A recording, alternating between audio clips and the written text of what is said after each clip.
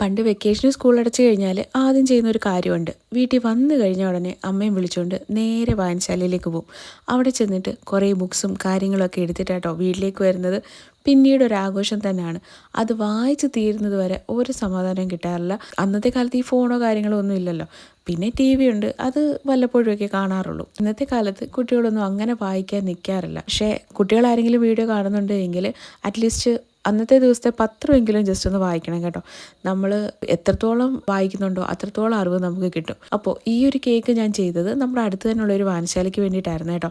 ആ നാട്ടിലെ കുട്ടികൾക്ക് എത്രത്തോളം പ്രധാനപ്പെട്ടതാണ് ആ ഒരു വായനശാല എന്നുള്ളത് നമ്മൾ കാണുമ്പോൾ തന്നെ നമുക്ക് ഭയങ്കര അത്ഭുതം തോന്നാറുണ്ട്.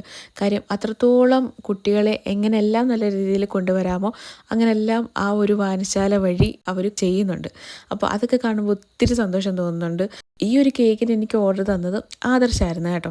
നമുക്കടുത്തൊരു അടിപൊളി വീഡിയോ ആയിട്ട് കാണാം. ടാറ്റാ.